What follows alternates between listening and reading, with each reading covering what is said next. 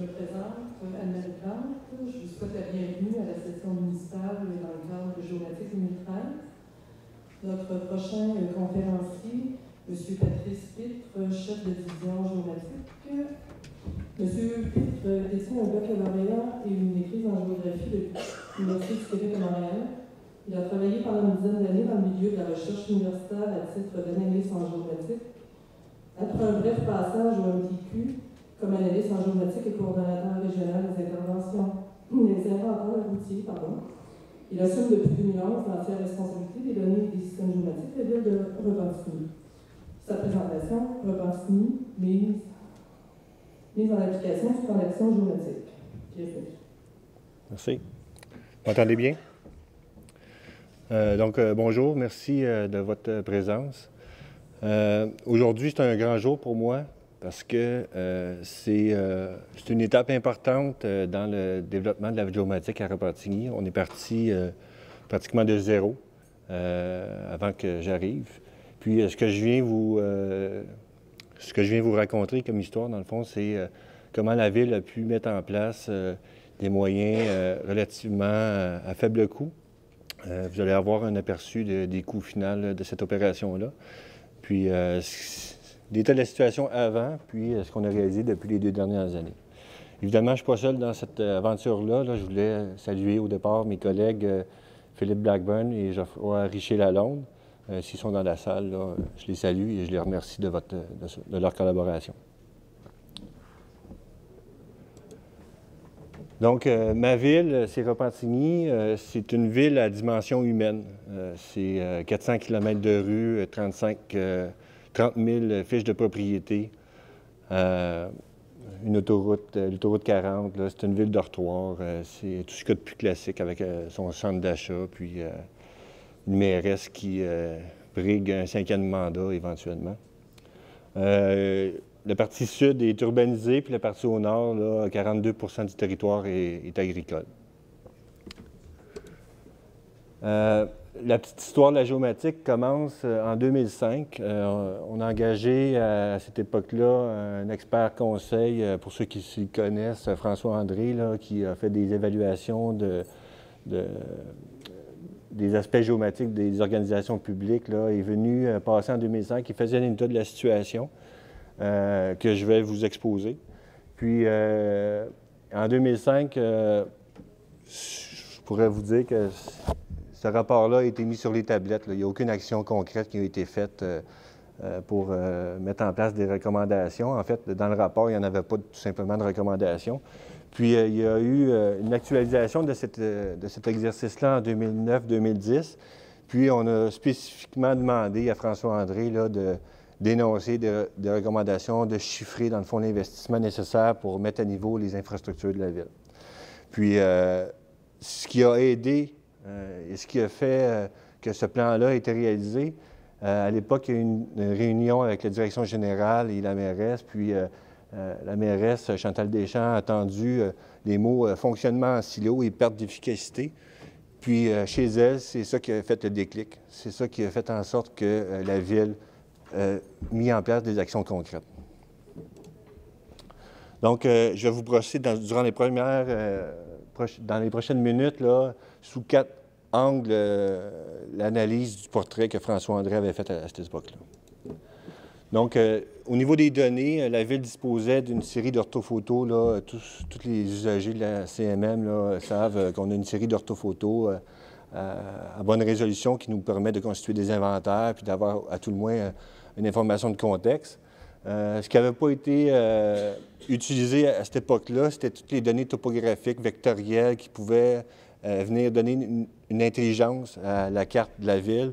Par exemple, les bordures de rue, certains éléments qui concernent le ruisseau, les ruisseaux en terrain agricole, des informations que vous connaissez déjà, là. Il faisait le constat qu'il y avait peu de qualité dans les données géomatiques que la Ville disposait.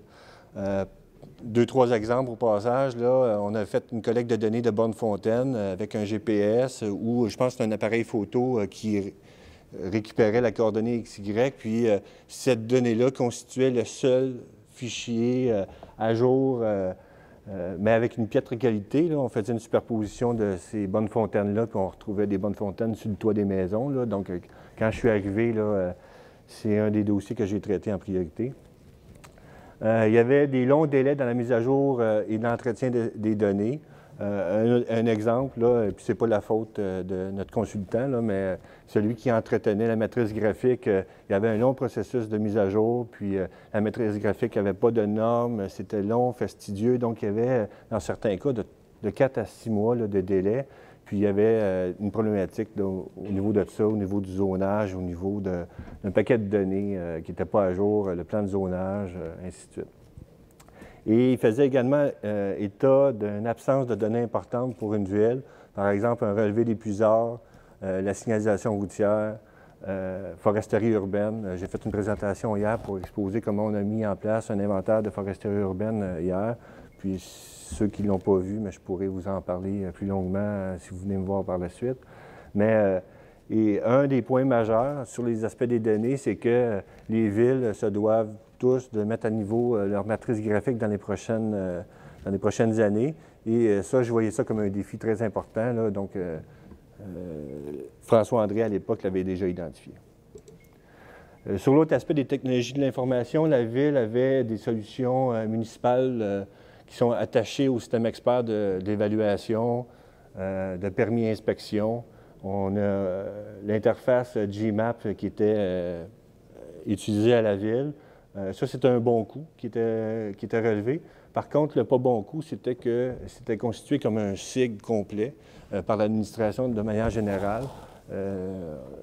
Ils disaient à la limite que bien, on en a un outil géomatique, on a GMAP. Mais quand on leur disait que GMAP, c'est un outil de diffusion là, principalement, puis que ce n'est pas un outil de gestion de données, bien là, ils étaient complètement déboussolés, ils ne savaient pas de quoi on parlait.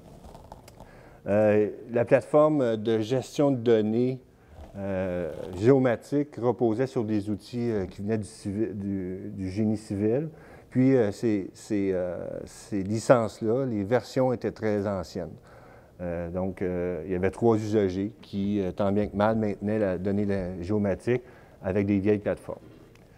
Il y avait d'autres activités géomatiques en silo, là, des fournisseurs pour des données géomatiques qui fournissaient le 911, gestion du réseau d'égout, Aquacad Canalis, que vous connaissez probablement. Donc, des bons coups, des pas bons coups, mais c'était le portrait qu'il y avait à la ville de Repentigny. Processus de travail, bon, François-André faisait le constat qu'on avait une approche par dessin, donc aucun concept de structuration de données derrière nos données géomatiques. Puis là, je le cite parce que je ne veux pas avoir l'odieux de dire ça devant tout le monde mais ce qu'il disait, c'est que de façon générale, la production et la mise à jour se fait à l'aide d'outils de dessin basés sur une technologie, puis que c'est une pratique plutôt rare à l'époque dans toutes les villes au Québec. Et de manière générale, on peut faire le constat que la Ville avait une vision à court terme de la planification de tous les processus de structuration de données, d'échange, de diffusion des données, donc de lourds processus et échanges. Sur l'aspect de l'organisation de manière générale et des ressources, la géomatique n'était pas vue comme un centre de services partagé comme ce l'est devenu maintenant à la Ville. Il n'y avait pas lieu de concertation, chacun faisait ses choses, il n'y avait pas de porteur de dossier non plus. On ne voyait pas que la géomatique pouvait apporter un bénéfice dans toute l'organisation. Il y avait une experte en géomatique à la Ville, mais elle n'était pas dédiée à cette tâche-là. Donc, c'était le constat que François-André faisait à l'époque. Les recommandations, je vous les présente rapidement, mais on va y aller de manière plus précise sur chacune d'elles. Donc, les recommandations étaient de l'ordre de créer un comité de gouvernance, augmenter l'expertise, la formation, récupérer un modèle de données municipales, mettre à jour et créer des jeux de données, augmenter, choisir un SIG professionnel, un SIG corporatif, asseoir les données dans une base de données centralisée, accessible, puis évidemment mettre à jour des processus en continu. Des actions de manière concrète, évidemment, il y a un comité de gouvernance qui a été créé où, par exemple, les principaux intervenants de l'évaluation, des travaux publics, du service de génie, des parcs, donc tous les grands utilisateurs de données géomatiques sont assis et on se réunit plusieurs fois par année, mais de manière formelle, au moins une fois par année, pour faire le résumé de toutes les activités, puis planifier l'année à venir. Maintenant, à partir de lundi prochain, on va être une équipe de 4 personnes qui va donner des services à tous les autres services de la Ville. Et on a un budget de formation en continu qu'on utilise allègrement là, pour être à la fine pointe des connaissances. Des actions sur les données, on a acquis le modèle de données de Géocité.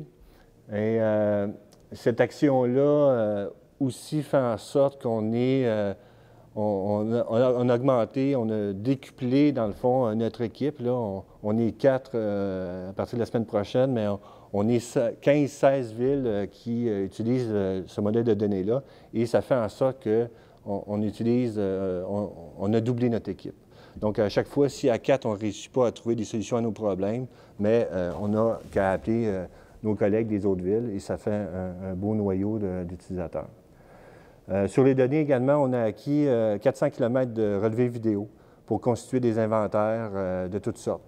Le constat des données, de l'absence de données que j'ai exposé au précédent, c'est dans le but justement de constituer des inventaires routiers, inventaires municipaux de toutes sortes.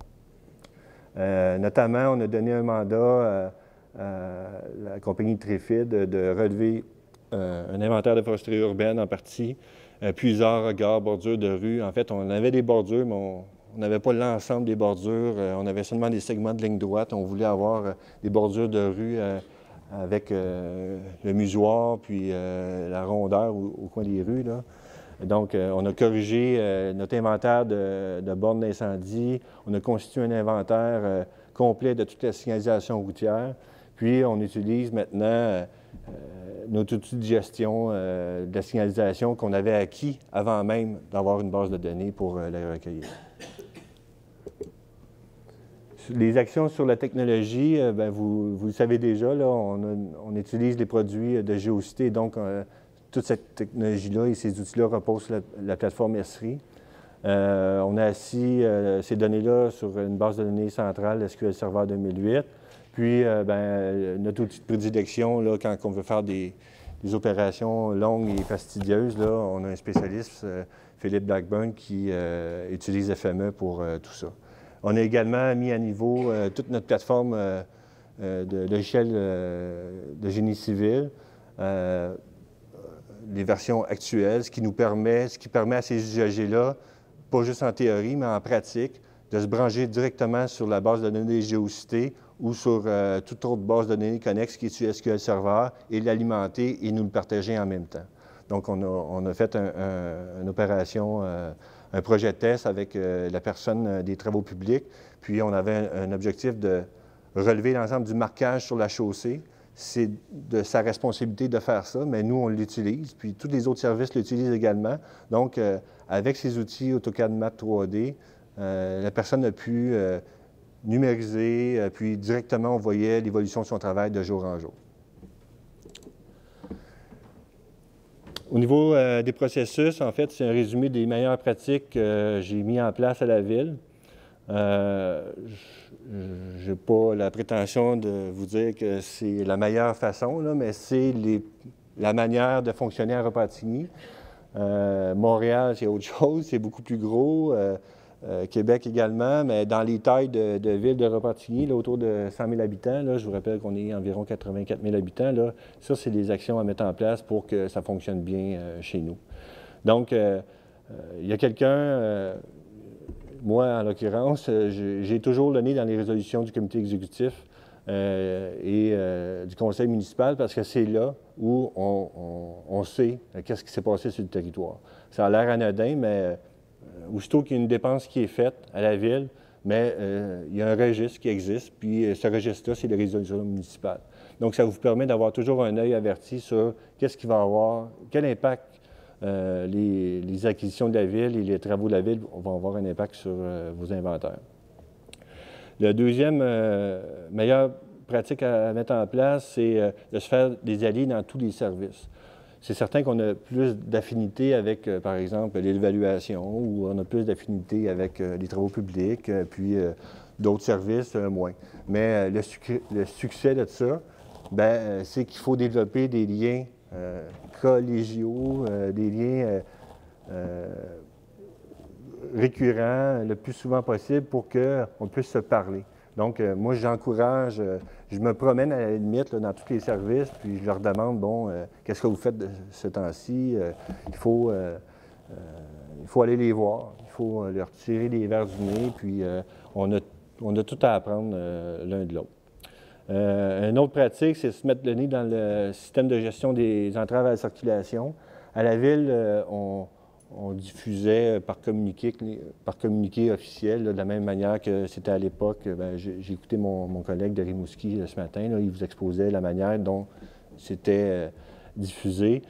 Puis, chaque service, par sa mission, a besoin de connaître l'entrave à la circulation, c'est quoi son impact sur la fluidité du trafic, c'est quoi son impact sur les inventaires, qu'est-ce que ça peut impacter. Donc, nous, on s'est mis le nez là-dedans, puis on est en train de développer avec un partenaire externe, Open North, qui est en train de mettre en place une norme Open Data, Open 5.1 plutôt, sur comment cataloguer les entraves à la circulation. Donc, on participe à ce projet pilote-là. Évidemment, on coordonne la communauté de gouvernance géomatique. On développe des outils simples et faciles d'accès pour les non-spécialistes en géomatique pour nous aider à alimenter les inventaires qu'on a mis en place. Un exemple concret que je donne souvent, c'est la responsabilité de l'aménagement et du développement du territoire de tenir à jour le registre des adresses à la ville. Donc, nous, on a fait le ménage là-dedans. Là, maintenant, on est en train de mettre en place un processus pour que la personne qui est responsable de l'ajout d'une adresse civique ou de la modification, mais qu'elle puisse, à l'aide des outils d'ArcGIS, d'identifier l'adresse à modifier, c'est quoi la modification, puis si elle en a ajouté une, mais il y a des outils simples qui lui permettent de le faire ça, pas dans une interface ArcGIS desktop, mais dans une application web facile qui modifie le fichier de point d'ancrage d'adresse. On s'aide également des systèmes experts internes à la ville. Par exemple, le système de gestion des permis nous permet de faire le suivi au niveau de nos inventaires d'arbres.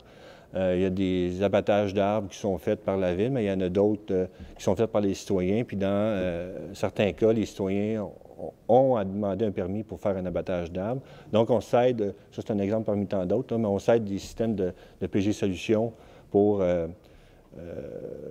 faire le suivi au niveau de nos inventaires.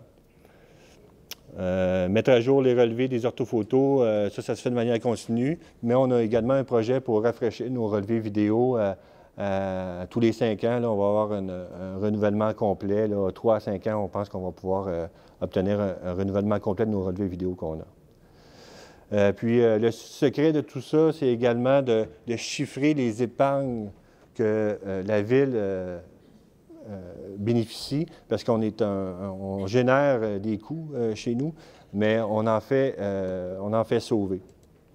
Je vais passer rapidement sur certains exemples, parce qu'on me demande de conclure. Donc, à la ville, ce qu'on a mis en place, on a mis une carte récit, là, un story map là, que Esri diffuse un peu partout. Là. Donc, en peu de temps, là, on a pu mettre en place cette carte-là qui nous permet de montrer aux citoyens de la ville là, les principaux lieux, édifices municipaux, parcs et ainsi de suite. On a un autre projet pour... en fait, on a tout numérisé, ou on a numérisé une bonne partie de nos plans papier, puis on a on a numérisé l'empreinte de chacun de ces plans-là pour éventuellement développer une application de consultation de plans d'archives. L'inventaire d'arbres qui est accessible. Ça, c'est une illustration de l'outil d'entrave à la circulation qu'on utilise en ce moment seulement en intranet. Puis, on a une autre application pour alimenter le plan d'intervention. Là, on a un iPhone installé dans un véhicule municipal qui évalue, qui génère une espèce d'indice de confort au roulement pour chacune des rues de la ville. Donc, des chiffres en terminant. Le budget d'opération de la division géomatique est passé de 100 000 $ un peu plus là, en 2011. Puis, bien, à terme, là, on pense à être 4-5, donc ça va être dans ces eaux-là. Le budget triennal d'immobilisation, ce qui était estimé au départ par notre consultant, c'était plus de l'ordre de 600 à 800 000 là, sur les 3 prochaines années, mais en réalité, là, ce qu'on a pu investir, puis ça, c'est le résultat de ces investissements-là, là, un peu moins de 420 000. Merci. Je vous remercie.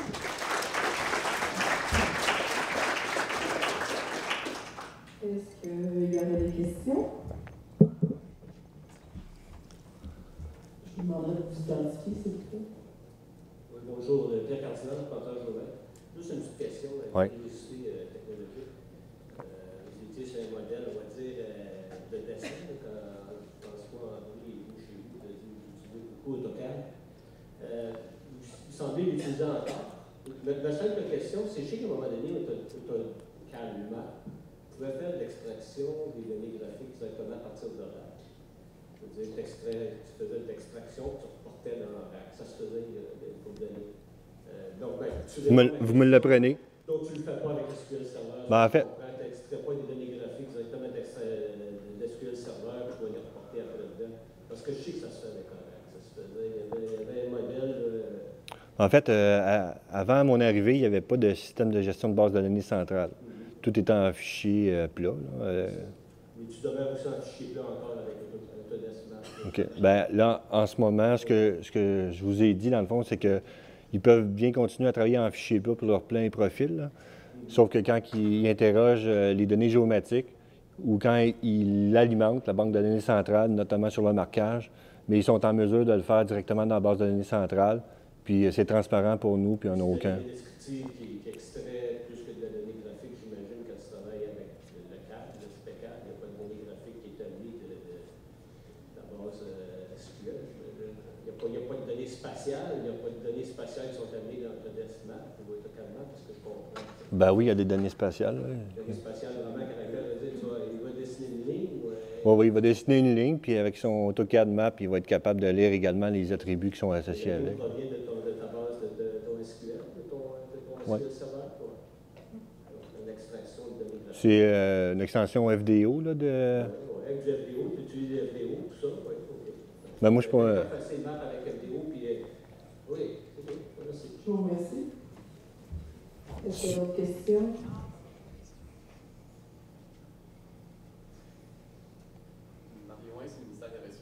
J'ai vu que la ville de Repentigny a mis ses données sur ArcGIS Online. J'aimerais savoir, ça a été quoi le processus de décision par rapport à cette décision-là de mettre ça sur ArcGIS Online?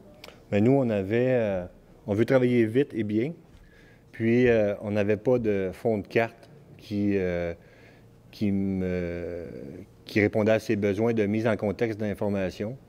Donc, Esri nous a offert de réaliser ce fond de carte-là, cette base map-là, gratuitement. Puis nous, ce qu'on a fourni, c'est les données de la ville dont on a la propriété, par exemple, le pourtour des bâtiments, les pistes cyclables. Qu'est-ce qu'on a fourni? On a fourni notre inventaire d'arbres, on a fourni